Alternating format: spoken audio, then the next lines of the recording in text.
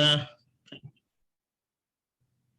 Thank you all for coming in Monday afternoon to the, well, for Indians at least, fag end of the day. The rest of you maybe a little bit earlier.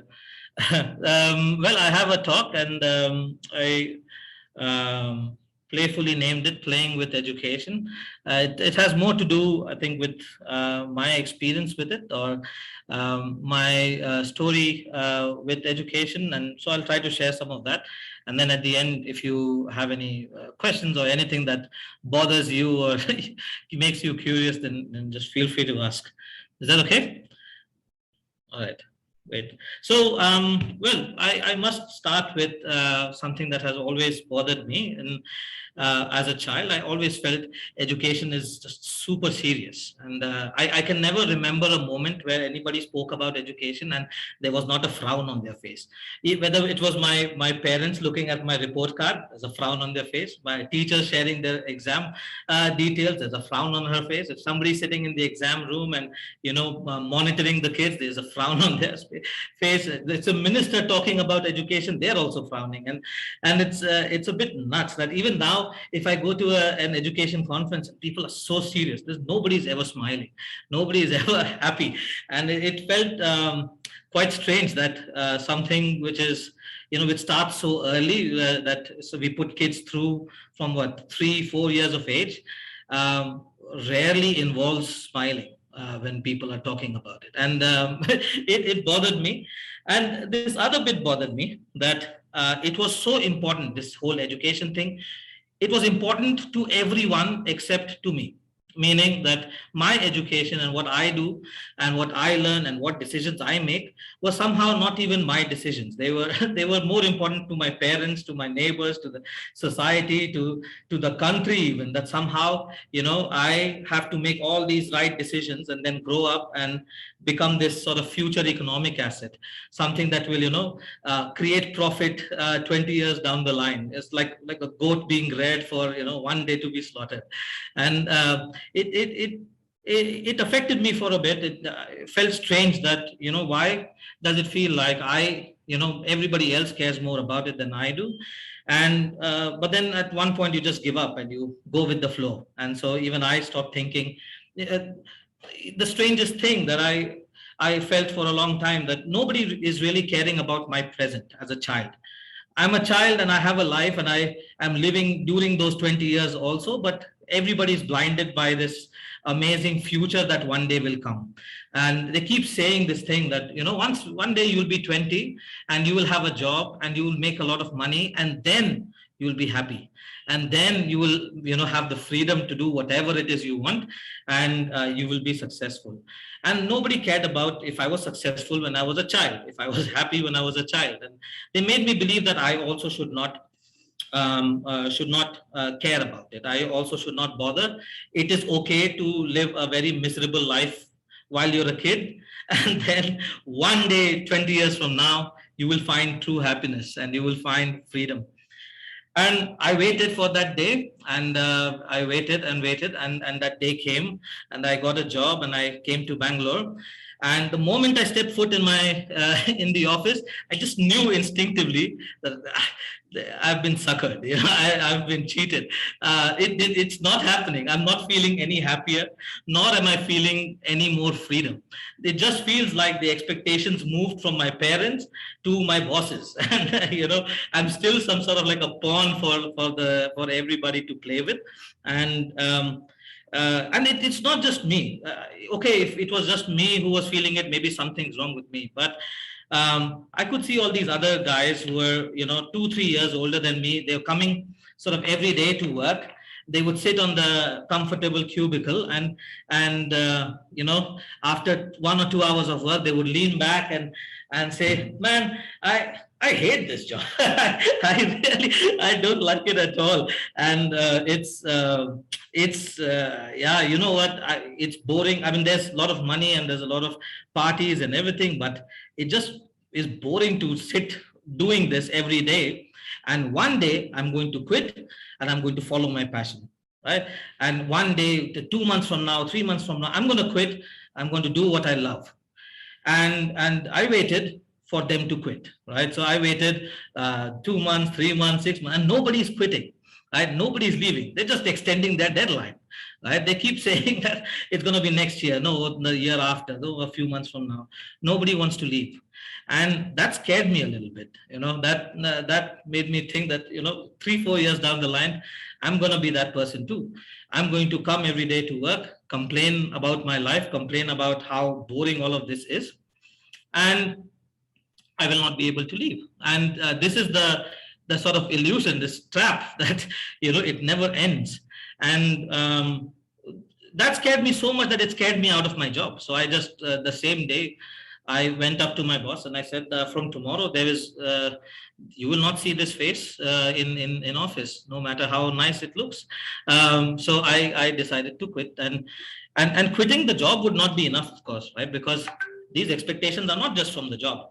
They're my family, they're my friends, they're even people who live around me. Very subtly, they all have these, normal expectations from me. In fact, the moment I quit my job and I called my dad, it was New Year's night, and I called my dad and I told him, Dad, I quit my job. And he's like, oh, so you got another job? I'm like, no, I just quit this one.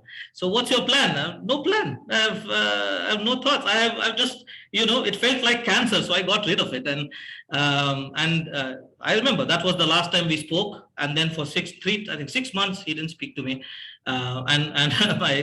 Nobody spoke to me. Even my friends, I mean, somehow they started feeling I'm going crazy. So to protect themselves, they stopped talking to me.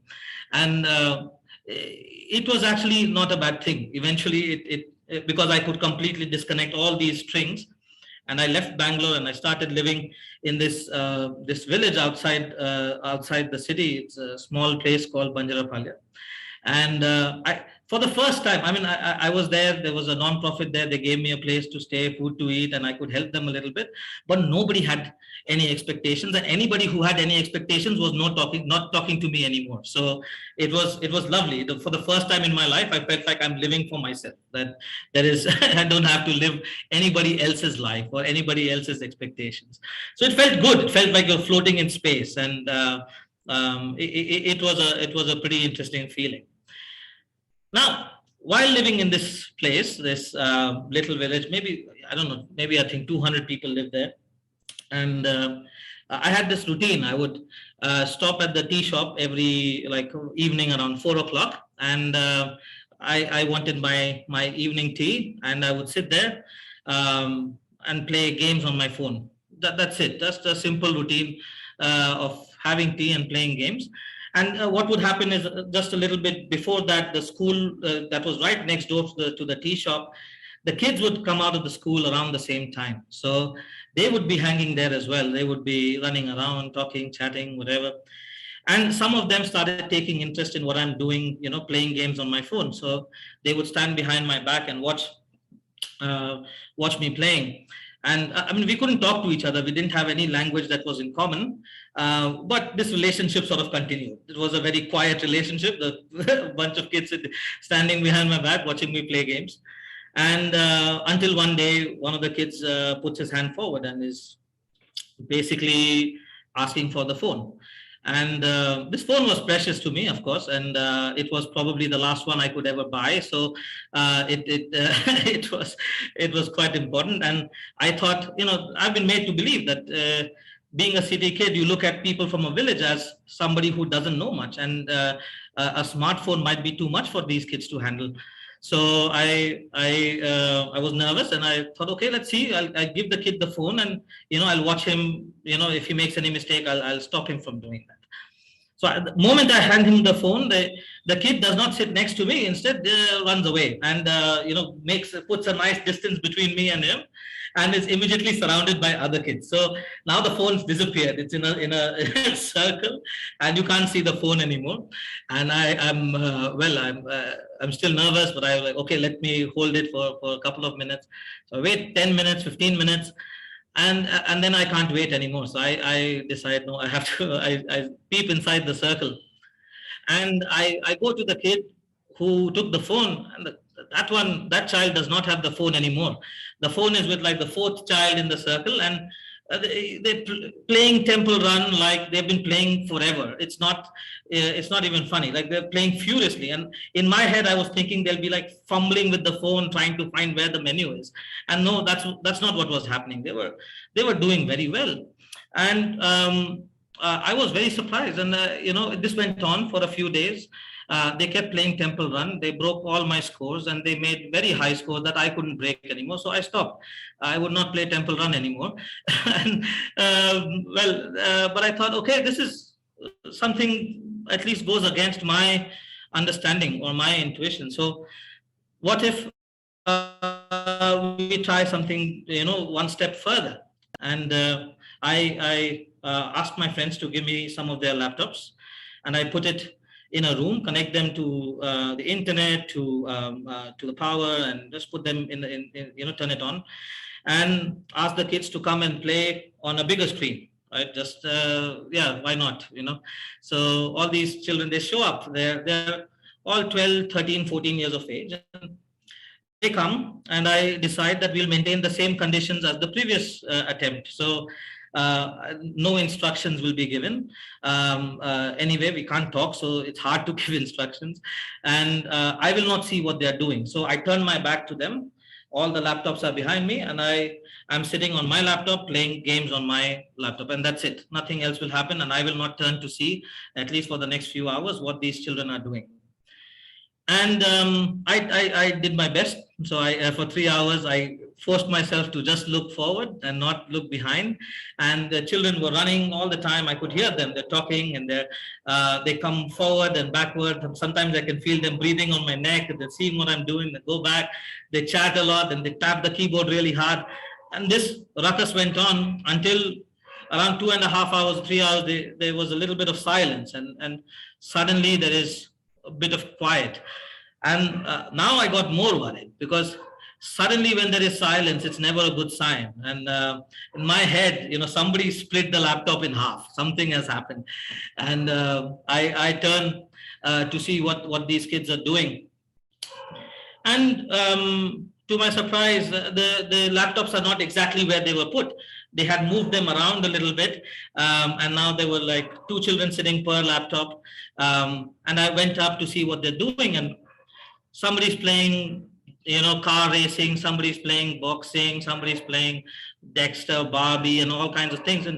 And these games, I mean, laptops have solitaire and free cell. These are not games that are, naturally there in laptops by default. So they were actually playing these games online. They somehow managed to get themselves onto a browser and play games online without anybody telling them how to do it. And that was the second shock to my urban brain, that I was told about this wonderful word called digital literacy, that somebody has to teach people how to use a computer. That they have to tell them about the internet. They have to tell them, what to do when they get online. And that was not really the case with these kids. They figured it out in about 3 hours. Maybe somebody knew a little bit, maybe some didn't, but they managed somehow to get themselves to play games. And I was pretty sure that they were not learning computers before, because the school was not teaching computers, that nobody had computers in their house. And so this was quite a big one for me. And I felt, okay, I think, I have been cheated more than I thought I have been cheated. I have been told very wrong things about people and how they learn and what they can do and what capacity people have. And so I thought, okay, let's take it further. Let's see if it's just games, or can we do a bit more? And I had this bag of tools. I called it my murder kit. It had a hacksaw, a screwdriver, a hammer, and a bunch of Arduinos. Very suspicious looking bag, but I used it just for making stuff. I always enjoyed building things. And so I took them all out and I hung them on the wall. I also showed kids how to use YouTube and find things that we could just create, not ask too many questions, just whatever comes to your mind or whatever you see on YouTube, you want to build it, let's try and build it. So we built small boats with motors, we built, ball throwing machines. We tried to build a lot of things. And of course, the big challenge we had was between the children and me, we had no money. All of us were broke, so we couldn't we couldn't really buy any material. So we only had these tools, and we decided that okay, let's be nice and let's ask people if they will give us stuff for free. And we went house to house and we asked them, do you have things that you don't use anymore? But can we take them and use it to build things that we want to build? And people were very generous. They showed us the dustbin and said, yeah, whatever you want to take from that, it's yours. I said, okay, great. So we started going through people's dustbins and taking out stuff from there and seeing what could we use now or what could we use maybe later. And we built this habit. So now the children would pick up anything they would feel, that might be used in a project. Maybe in the future they would pick up even from the streets or wherever, and it would end up in the space. And in a couple of months, we had like a few $1,000s worth of material just by scavenging trash, and we were building, over and over again. And it felt fun, and the children enjoyed it. And of course, they started telling other people about it, and we started seeing more people come to the space as suddenly now their older brothers and sisters and uncles and aunties and grandparents even, are showing up in the space. And we had now 60, 70 people turn up of different ages. They were very young and very old and all in between. And I don't know what they expected, because I had no idea now how to, do one project with 70 people, different, so many people, and we still have only one hammer, one hacksaw, one screwdriver. So while I was scratching my head with this, the children found their way around it, and they broke down the whole thing into smaller groups. And now instead of everybody coming at the same time, different groups of people would come through the day, and they would just create something or fix something or read something or do something and then just go back. And sometimes I would be even sleeping, and then I wake up, I realize, oh, there have been people here, and they created something, or they've been learning something. And that felt quite amazing. I mean, it almost felt like it's becoming a learning space where people are learning what they want. Doesn't seem to have a teacher either. Maybe it's me, maybe I'm the facilitator or teacher. So so I decided to take myself out of the equation also. So packed my bags, and I arranged somehow to pay for the rent and electricity for the space, but that was it. Packed and left, and wanted to see what happens if I leave the space with the children and the adults and whoever is using the space, and come back after a few months. And I did. I traveled for three and a half months, and with no contact with the space, and came back. And of course, I walked up to the village, and I walked up to the space, and half thinking almost that the place must be trashed by now. People must have taken things out of the space, or the laptops must be broken, or whatever. That was my thinking. And of course, that's not what happened. When I went to the space, there were everything that broke down, they had fixed it. There were more tools than before, more people than before. In fact, I mean, we didn't have any budget for tools. The new tools were coming because the community was actually putting things into the space as opposed to taking it out. And all these new people who were coming to the space, and that's the best part, that all of these new people had no idea who I was. It didn't matter who founded the space, who created the space. It was their space, and that's it. And they didn't have to, matter. There was no singular ownership or no founding required. So that felt quite good. And I decided, okay, leave the space be. It is doing fairly well. And but while I'm feeling all these great things, that wow, it looks like I've created a learning space, there also a sort of self-doubt creeped in, that who am I to create a learning space? I mean, I'm a no one. I am an engineer. I have no qualifications as an educator. I'm not a teacher. I've never taught a single day in my life. In fact, if I recount an interesting incident that happened in my childhood, my mom had put me into this math tuition class, and one day the math teacher asked me to explain a theorem on the board, and I did my best. And the teacher at the end of it said, "You know what, Abhijit? Make sure you never become a teacher, right? Make sure you really suck at this." So it kind of stayed with me, and I started thinking, man, I mean, this is really not something maybe I should be doing. I don't have the right qualifications. And then another realization hit. It took some time. It took some reading. It took looking at examples like Summerhill and maybe so many more.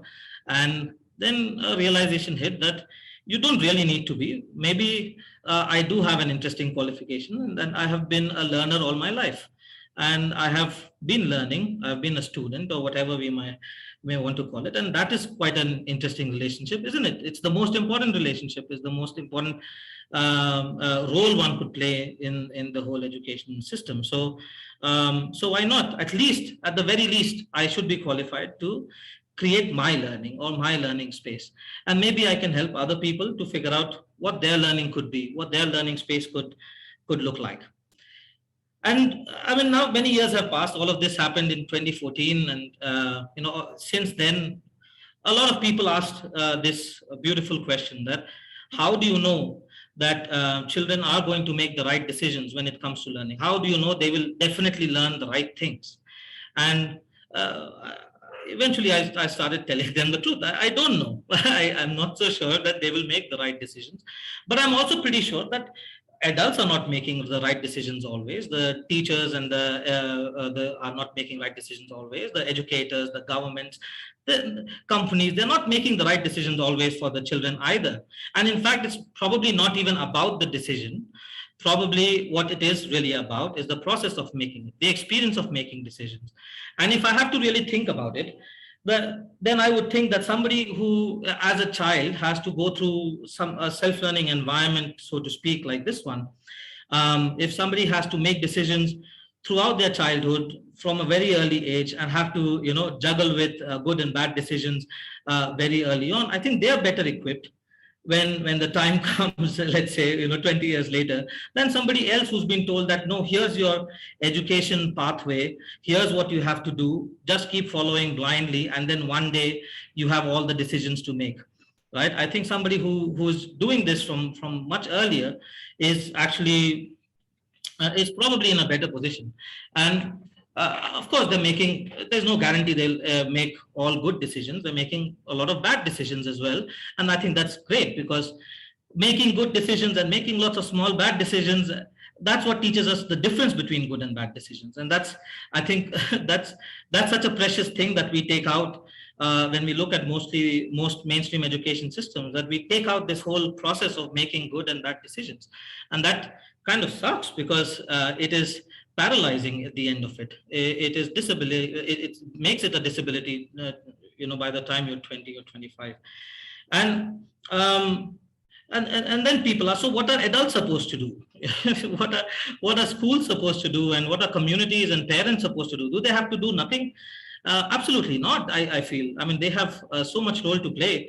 For one, they could learn together. Learning does not require to be stopped. And they can share their stories, they can share their opinions. But I think the most important role that all of these people around the child, they say it takes a village to raise a kid, right? It takes, so this role of the village does not have to be to always give children the right things to do or to stop them from making mistakes. Maybe the role can be that they are that cushion, that the people with open arms that receive children when they do make bad decisions, they help them recover from it, they help them stand up again, and they help them understand those decisions, and then move on further so that they can do better in the future. I think that this is a far better role that the village and the child can have than cutting wings and then restricting movement. So all these years have, the experiments in 2014 turned into an organization by 2016, 17, and with Megha, who's here on the call, we created an organization called Project DEFY. DEFY, of course, it's a nice name because it means to challenge the status quo, and we felt, I think there is a need to very vocally say that there's a need to challenge the way education is understood. and the way education is practiced. But it also stands for design education for yourself, because we never felt that we are the right people to tell people what their education should be. We can, however, help people to figure out what they want as their education system or as their learning model and how they could learn. And we started calling these spaces also with a name. For the first 2 years, the space was just called the space. It had no name until we started calling them Nook. And this word Nook comes from an interesting Hindi word called Nukkad. And Nukkad is, I mean, I'm sure everybody has seen one, but if you're in a village, there's always that spot where people hang around in the evening after their work is done. They're just chatting and gossiping, and there's no leader of the space. It's just a self-organized environment, and people are being themselves. And the Nook sort of feels like that, where you can be yourself. You don't have to prove anything to anyone. You don't have to live by other people's rules. But you're living in a community context. You're discussing things every day, and you're figuring out who you want to be. And so we started calling these spaces Nooks. And after, I think, when I was thinking very recently, in fact, I was thinking what to say in this speech, and I was constantly reminded of what my math teacher said, that you will never be a teacher. And I felt, I think she was right. I didn't become a teacher. I don't think I ever will be one, but I became a damn good learner, and I think that helped me create good learning environments for myself. That helped me create an organization where we don't have educators. DEFY is an organization of learners and not of educators. And all of these people are passionate because they felt similar frustrations in their life, and they feel that, all right, learners can take over the education models too. They can create their own learning too. It does not have to come from, Ivy League graduates. It does not have to come from people with big certificates and, positions in the UN or World Bank. It can actually come from people who are the most closest to the education system, and they are the learners. And so I think the purpose of this talk actually was to make this point, that I don't think, I was a nobody in the whole education scene, and it didn't matter. In fact, maybe it was a good thing. It was very good that I could look at it from the position of a learner, as opposed to looking at it from the position of an educator. And I think that helped create a much better learning environment than we usually see. So if anybody ever tells you that you have to have a fancy degree to disrupt education or to create a learning environment, I would say, bite back and say, I have the most important qualification. I am a learner. I have always been one, and that is enough. Thank you. That's all. All right. Thank you. If you have any questions, feel free to ask.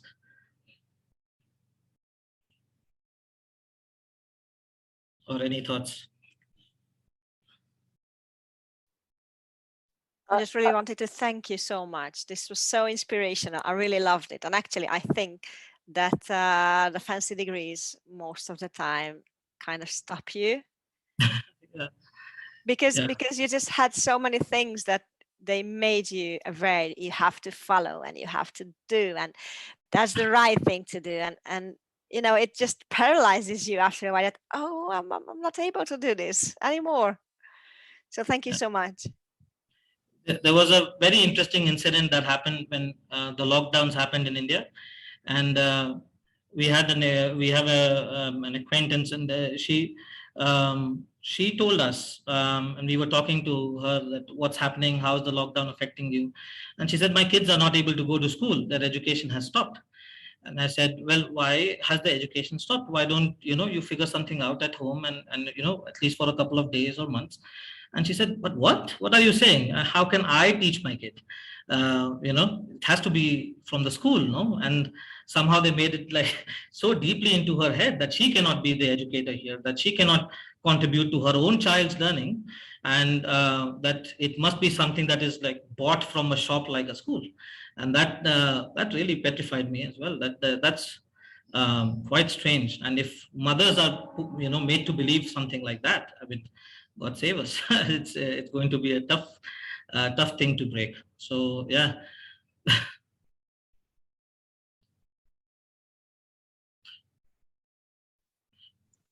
I also would love to thank you. And I have heard about DeFi project a little while ago, and it really inspired me. I'm living in Turkey. In Turkey, it's always a conflict between Kurdish people and Turkish people and the government. So I heard about the nukes in the refugee camps and the conflictual areas in India. So can you tell a little bit about those projects and how they help to help the conflict resolution process, peace process? I mean, yeah. Thank you. I think refugee communities are increasingly becoming more and more important for us. I think that's where NUCs make a lot of difference. In the most important way, I would say that even if it's not a refugee community, most communities have 2 or 3 segments that are in tussle with each other. There's a conflict, and we've seen in the past where NUC is such a place where people, when they come together, they realize something amazing, that their growth and their development depends on others as well. Right, which is quite opposite to what schools make you believe, that you can keep growing alone while others are failing. In fact, it's a good thing if others are failing, then you are succeeding, right? Whereas in NUCs, you do better when people help you out and when people support you. So we had this in Punjab. We had a NUC where there were 2 sects of people, a lot of fighting, skull breaking and political problems. And then at the NUC, they started coming together and they could actually talk for the first time after many years. And they almost could forget that they belong to different political identities. And we've discussed this even. So we created a very early version of the NUC in Uganda in the Naki Valley refugee camp, and there are people there from 8 or 9 different African countries that are settled there, for many generations, and there's a lot of differences between all of them. But at the space, everybody could come, and we had, again, something beautiful happened, that there were people from all these different countries. Almost 120 people showed up in our tiny little 250 square feet space, and we started asking them, so what did you do back at home when you were not a refugee at that time? And they started sharing, I was this, I was that. And we realized that there was somebody who was an actor, there was somebody who was a film director, there was somebody who was making stories, there was somebody who was good with cameras, there was somebody who was good with light, and they were all from different countries. And they ended up making a film crew together, and they actually started producing movies. So they start realizing that actually cooperation is going to be better. And if there are challenges because of refugees being there, it's not going to go away by alienating them. It's actually going to work better by working together with them and helping them resolve their issues so that they can help resolve yours. So we say that when it's a refugee community in question, it's best to create a NUC at the edge of the community, so that both the usual residents of the country, the citizens and the refugees can together come to the space. And you don't have to do anything. You don't have to tell them that, hey, you have to depend on each other. They will find out really soon. They will realize this quite naturally. It will just take a few months for this to happen. And then once they are solid, then they become a little micro community that tells other people that, hey, no, you know what, you're misunderstanding these guys. They're not bad. They're just like us even, we've forgotten that they come from a different country. And then you have, some people who take lead in making this change in the community. So that's how I would see, if it's a situation like that in Turkey. I think that's definitely a place where we could try this out and see how people change their attitudes towards each other by just being in the same space and sharing all the vulnerabilities, all the feelings that they have. It sounds, I know when I explain the NUC, it sounds like a doing space. It sounds like where you make stuff a lot, but actually it's only 50% of the time people spend in doing something. The rest of the 50%, they're actually talking and sharing and crying and laughing, and all sorts of discussion is happening, and nothing is off limits. And that's what makes it pretty interesting. You really cannot control it, which gives me some hope that among the sort of society we live in, where everything seems to be very tightly controlled, everything has somebody's hand over it. Here it's very difficult to control it because that's the culture we start with, in fact. So yeah, well, if you're thinking about it, then I would love to try this out in Turkey. Yeah. I really would love to be in contact and share more information and experiences. And thank you for all your efforts. Thank you. Please do send me your email ID, or I can write it in the chat as well. And maybe something interesting for you might be, I just shared an image. I don't know if you've opened it yet in the chat. That's something we created. I think you might be familiar with the movie We Are Legion. It's from the anonymous hackers group. And we thought we will change it a little bit and call it We Are Learners. Yeah, there's something that reminds us that we don't have to be controlled. We don't have to be, we don't have to have a single point of like somebody leading something, the whole thing. It can, work out very well when people just decide to collectively go against a system. So yeah, if there's any more questions, I think we still have a few more I minutes. have one, Abhijit. Yeah. I feel like when it comes to self-directed education, the Global South has an advantage somehow, because I think in places like here in Europe, we're in Spain at the moment, people are so used to education being controlled by the government and just to expect solutions top-down implemented. But the result is that people just complains and waits for someone to figure out, but very few people actually take charge of doing something. So I wanted to hear if you have some experiences of trying to implement some NUCs in Europe. I think you have some experiences, and what differences you might have found. Well, I've had some fantastic conversations. I've had a room full of people tell me that, yeah, what you're doing is great for India and Africa, but we don't need it in Switzerland. We are good. We have a very good education system and all of that. But I think there's a lot to introspect when it comes to what is the kind of education system we have, what is the kind of history we are teaching, what is the kind of, very recently somebody told my friend that actually these schools in the West are making more equal societies. And I was like, no, I completely disagree. It is only teaching people in the West or in Europe that, keep equality within your country, but as long as, but it's okay if you are, horrible against people in Africa and you loot them and you take away money from the rest of the South. That is okay, but as long as there is equality in your country, in your few million of population. So there is a lot to introspect. It may not be the same exact problems, but it is the same exact educational fabric, the fabric that tells us that you must keep growing despite other people, that there is no need for your community to grow.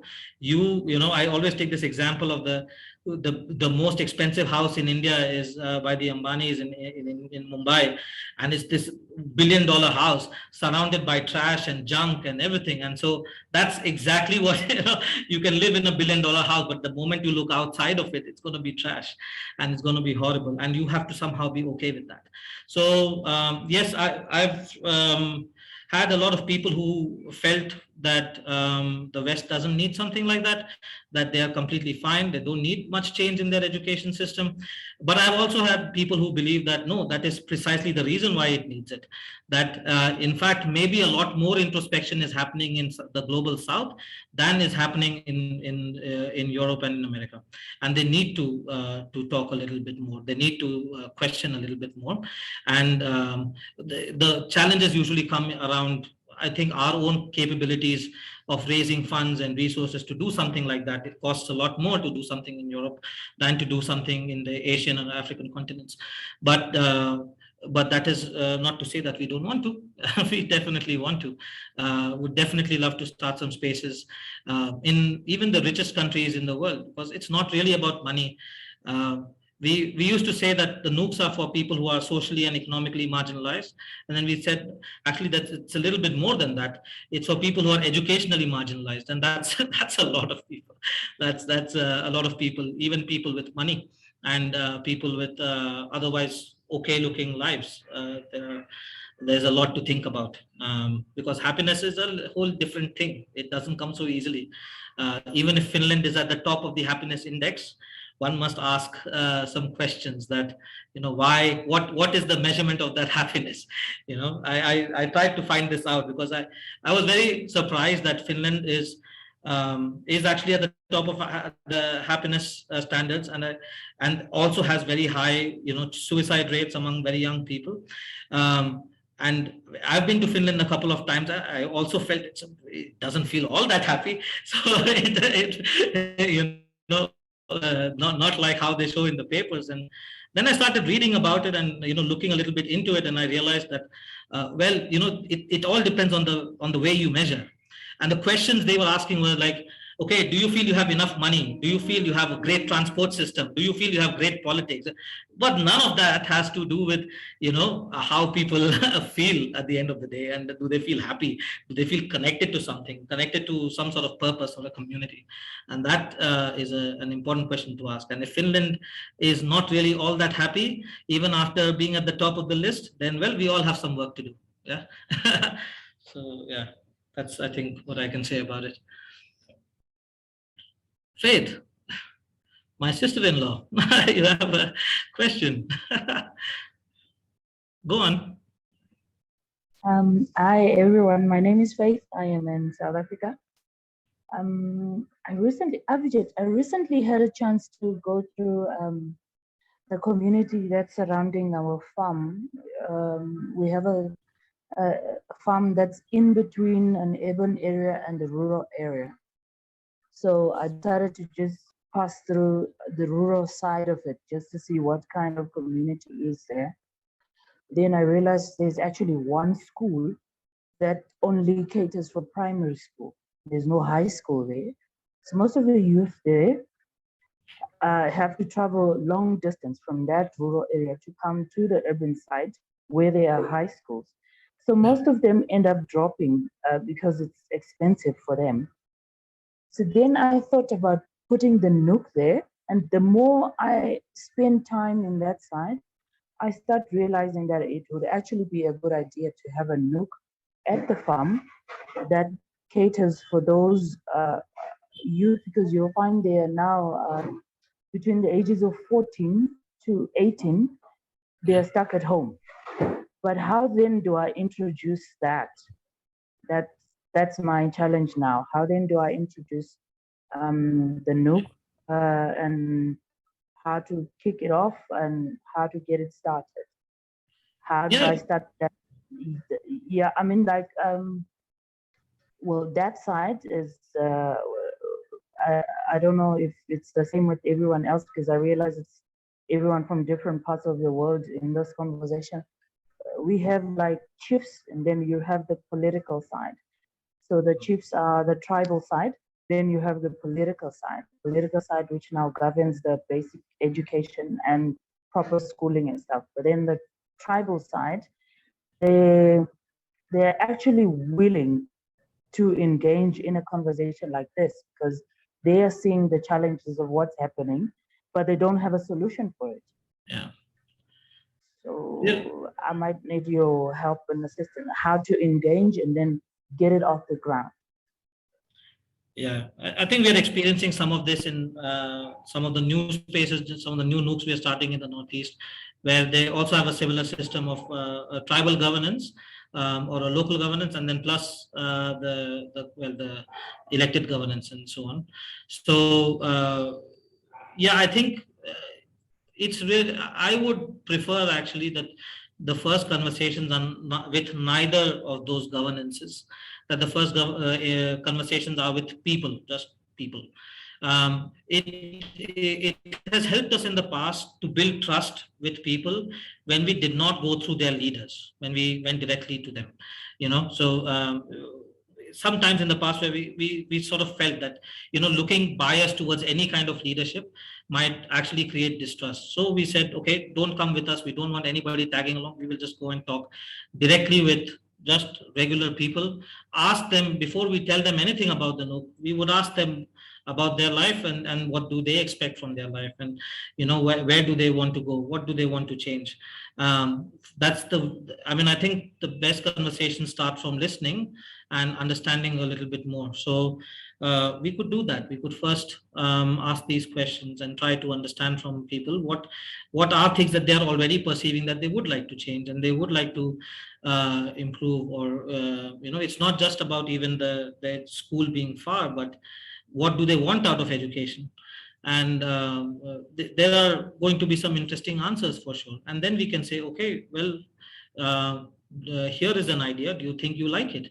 And if the people like it, then, well, we can always convince different governances to like it and to support it and so on. But the first I think always the people. It also helps that at the end we want the control of the space to be with people and not with any kind of governance. That's quite important, because there have been some times when we start a NOOC and before community members walk in, political parties are already there, and it happened very recently as well. And there are already political party members are standing outside the NOOC even before we have entered, and then we have to tell them like, no, I think you guys need to back off a little bit, so that people first must claim the space, and then you're welcome to come here as a learner, but not as a political or religious evangelist or some sort. So yeah, I think we can work this out and find ways of talking to people.